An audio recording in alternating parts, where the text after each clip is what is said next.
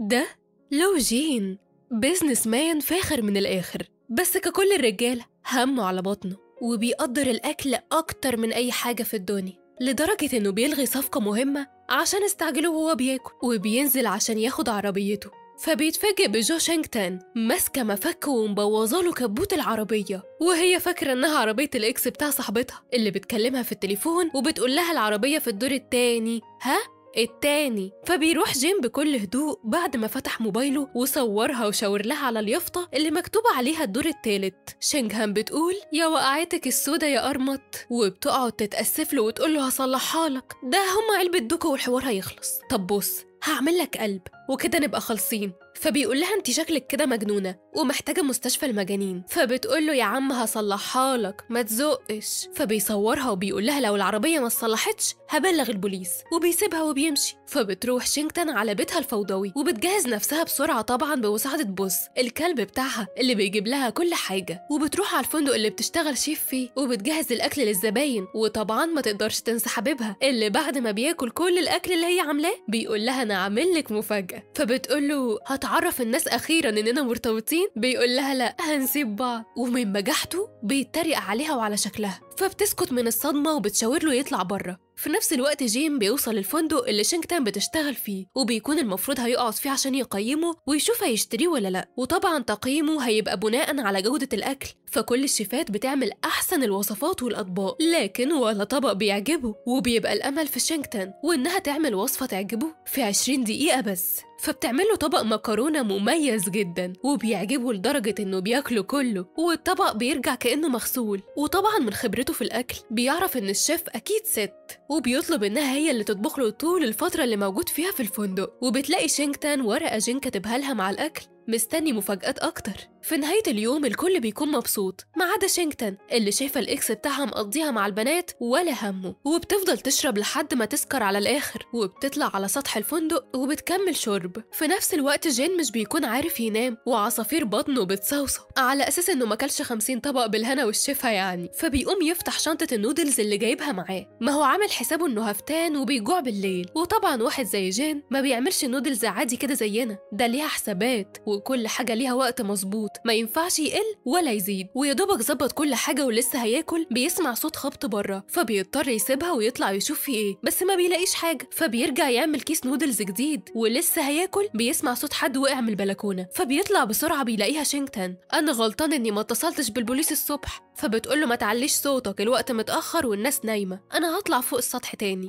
ولا أقولك أنا هنط تحت. وبيروح يلحقها بسرعة، فبتقفش في رجله وبتسأله هو أنا وحشة؟ فبيبص في وشها كده ويدقق ويقول الصراحة سيبي رجلي بقى. فبتعيط وبعدها بتقوم وبتفضل ترقص لحد ما بتقع على الأرض. جيم ما بيبقاش عارف يعمل ايه، فبيتصل بالريسبشن عشان يشوف المصيبة اللي جات له دي، بس بيكونوا في سابع نومة ومحدش بيرد. فبيقرر يحطها في شنطة النودلز بعد ما بيفضيها، طبعا ده أكل مش هيفرط فيه، وبيخرجها بره الأوضة. فبتخبط له على الباب، فبيطلع يزق الشنطة لحد الأسانسير، وساعتها موظفات الفندق بيشوفوها وبيصوتوا بيفتكروها ميتة، وبيتقبض على جين وبيتحبس. وطبعا بيكون متضايق ومش طايق نفسه، بس اللي بيضايقه اكتر ان الضابط كان هيعمل النودلز بطريقه غلط وبيقول له على الطريقه الصح. بعدها طبعا بيخرج وبتكون شينغتان وصاحبتها مستنيينه عشان شينغتان عايزه تعتذر له بس ملهاش عين. فبتروح صاحبتها تكلمه، فبيقول لها انه ما بيحبش الاعتذارات. شينغتان بتقول له طب حس كده بقى انت دايس على بيبي كلب. فبيصوت في وشها وبيقول لها امشي من وشي، وبتيجي العربيه وبيرمي الجزمه براها وبيمشي. تاني يوم بيكون في شويه اطفال بيلعبوا بمظله وبتشبك في خليه نحل على الشجره، فبتيجي شينغتان تجيبها لهم بس بتخلي النحل كله يطلع من الخليه ويجري وراهم. فبتجري هي والاطفال وبيبقى جين في طريقهم، فبيقول لها انت تاني؟ فبتقول له مش وقتك خالص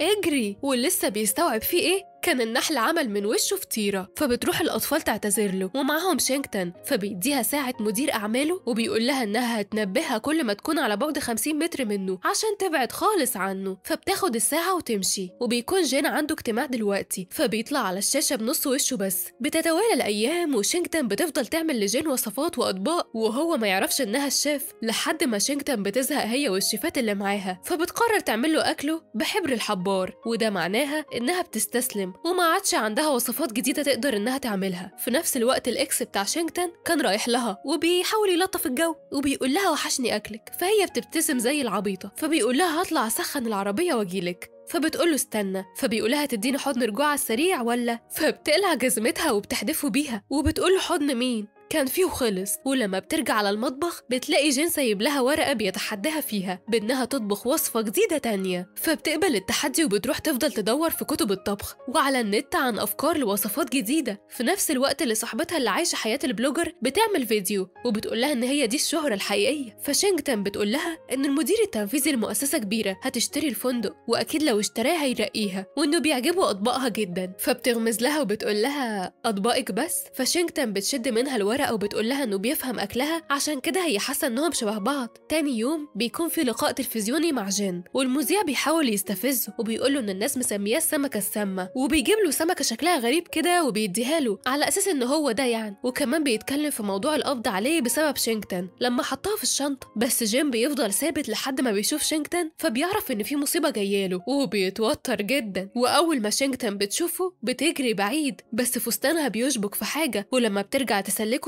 بتقع في المية واللقاء بيبوظ، وساعتها المذيع بيستغل الفرصة وبيخليه يبقى لطيف غصب عنه ويعمل برومو الحلقة بالسمكة. بعدها جيم بيروح المطعم عشان ياكل وبتحضر له شينجتون كذا طبق وكمان حاجة حلوة يحلي بيها في الآخر، وبيسرح جين مع كل طبق ويتخيل نفسه في عالم تاني وبيطلب انه يقابل الشيف عشان يسأله عن مكون حطه في الأكل، بس شينجتون بتخاف تطلع له وبتطلع له شيف تاني يجاوبه على سؤاله ويقول له انها مش عايزة تقابله. فبيدخل جين المطبخ بس شينجتون بتجري بسرعة فبيجري وراها بس ما بيلحقهاش وبتروح تستخبى في الحمام اللي بيروح جين يدخله بالصدفة وبتوقع شينجتون معلقة وبتجيبها من تحت الباب، فجين بيلمح ايديها وبيعمل نفسه طالع من الحمام عشان تطلع، وفعلا لما بتطلع بيقول لها انت بتراقبيني بقى، فبتحاول تخرج بسرعة بس أكرة الباب بتتخلع في ايدها وبيقول لها انا مش قلتلك تفضلي بعيد عني 50 متر ولا حاجة؟ فبتقول له ان بطارية الساعة فصلت، فبيقرب منها وبيشم نفس ريحة المكون اللي كان بيسأل عنه على هدومها بس بيفتكرها كانت بتاكل ووقعت على هدومها لحد ما بيشوف لبس الشغل بتاعها وبيتأكد انه هي، وبيبدأ من يومها يزاولها وكل ما تكون في مكان يخلي ساعتها ترن عشان تتخض وتبعد عن المكان، مرة يخليها تقع من على العجلة ومرة تسيب الأكل على الشواية وتجري ومرة ترمي الأكياس من ايدها وتجري، وكل ده وهو بيتفرج وبيضحك عليها. تاني يوم بيكون جين طالب كيكة وشينجتون مترددة تعملها ولا لا لأنه أكيد عارف إن هي، بس بتقرر تكمل لكن بتتفاجئ إن ساعتها بتقول لها إن جين قريب منها فبتجري تستخبى وبيدخل جين المطبخ ولما مش بيلاقيها بيعرف إنها مستخبية وبيعمل نفسه خرج، فبتطلع كالعادة زي الهبل فبيقول لها انتي العبيطة الوحيدة اللي تتخدع من نفس الحاجة مرتين، وبيسألها إذا كانت بوظت عربيته عشان تقرب منه فبتقوله لا وإن كل مرة كانوا بيتقابلوا فيها كانت صدفة فعلا، ولما بتسأله ليه بيدور عليها طالما هي بتضايقه بيتوتر وبيقول لها خلصي الكيكة بتاعتي بلاش لكاعة وبيسيبها وبيطلع، وهو بيأكلها بيلاقي باباه بيتصل بيه وبيقوله إنه مجرد فندق ما ينفعش يضيع وقت أكتر من كده عليه. تاني يوم جيم بيعرف إن شينجتون خدت أجازة فبيروح لها تحت بيتها بس ما بيكونش عارف أنهي دور، فبيدي الولد جراد البحر وبيقوله لو عرفت بيتطبخ إزاي هتاخده ليك خالص، فالولد بيطلع يسأل شينجتون اللي طبعا بتقوله فبيقول لها على جين وبيطلع من الشباك يقوله، فبتضحك شينجتون وبيضحك جين وبيطلع لها وبتدخل شينجتون بسرعة تحاول ترتب بيتها الفوضوي لكن بتحس إنها مش عايزة تعمل ده وإنها عايزاه يشوفها ويعرف كل حاجة عنها زي ما هي، ولما بيطلع يسألها خدت أجازة ليه فبتقوله إن كلبها عيان فبيديها سبت فيه أكل وبيقولها تعمله له فبتدخل تعمله بسرعة وبيفضل يستعجلها ويرتب الترابيزة عشان يعرف ياكل، ولما بتخلص وبتيجي عشان تاكل معاه بيقول لها إن الأكل بالنسبة له حاجة خاصة ما ينفعش يعملها مع حد،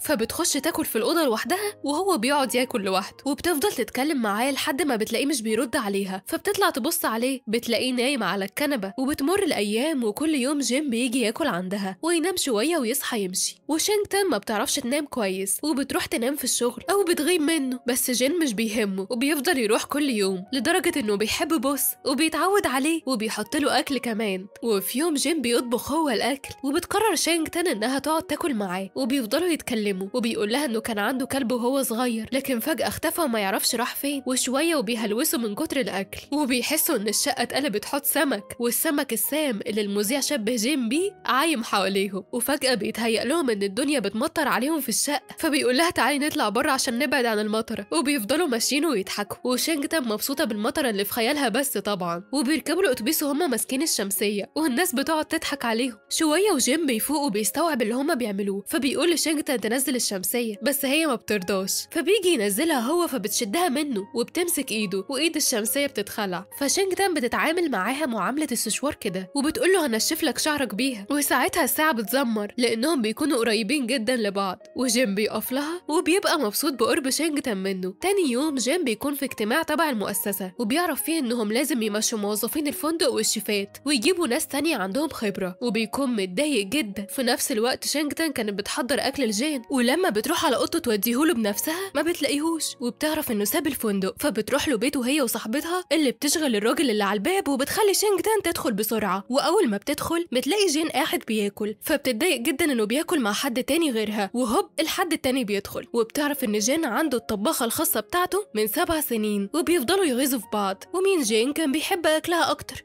وكل واحدة بتسأله انت ما قلتليش انك كلت مع حد غيري ليه؟ فبيقول لها ما انتوا ما سألتوش. بصراحة الراجل عداه العيب. بتتفاجئ شينجتان كمان ان الطباخة بتاعته عامله له نفس طبق المكرونة اللي هي عملته له، فبتقول لها وكمان حرامية. فبترد عليها بكل برود ان طالما الطبق عجب جين يبقى هي اللي هتعمله له. وبتخرج شينجتان وهي متعصبة وصاحبتها فاكرة انها قفشته مع واحدة، فشينجتان بتقول لها أهلعن ده بياكل مع حد غيري. فطبعا صاحبتها بتقول لها عوض علينا عوض الصابرين. تاني يوم طباخة جين بتروح لشينجتان وبتقول لها ان جين لازم يسافر وما يفضلش هنا كتير، فبتقول لها ما يسافر وانا ماسكاه. بعدها بتعرض عليها عرض انهم يطبخوا له هما الاثنين، هي 6 ايام في اسبوع وشينجتان يوم، وعدل ربنا. تاني يوم الموظفين بيعرفوا انهم اتطردوا من شغلهم، وبمجرد ما الخبر بيتقال لهم جين بيجي وبيقول لشينجتان انه عايز يتكلم معاها، بس هي بتدخل تلم حاجتها وهي متعصبه، فبيدخل وراها وبيقول لها ان القرار مش بايده، بس هي بتكون متعصبه اكتر من حوار الطباخه الخاصه دي، وبتقول له انه لازم يختار ما بينهم. فبيقول دي عبيطه دي ولا ايه؟ بس بعدها بيثبتها وبيقول لها انها مميزه ومش مجرد شيف بالنسبه له، وانه مش عارف هو حاسس بايه معاها، عشان كده فضل قاعد هنا عشان يعرف. ما لحقتش شينجتان تفرح بالكلمتين دول، وصدمها انه مش هيعرف يحدد هي بالنسبه له ايه، فصرخت في وشه وقالت له انه ما عندوش مشاعر وسابته ومشيت. بعدها جين سافر وفضل متضايق جدا وبيفكر في شينجتان وبيفتكر ذكرياته معاها، وشينجتان الاوفر سينكينج ما بيسيبهاش وعماله تعيط وبتأنب في نفسها انها اكيد كانت قاسيه معاه، وانها كانت المفروض تقول له انها بتحبه قوي. فصاحبتها بتحضنها وتقول لها ادي الحب واللي خدتيه منه، مالها فيديوهات الانستا. في نفس الوقت جين في ظاهره غريبه من نوعها كان قاعد قدام الاكل ملوش نفس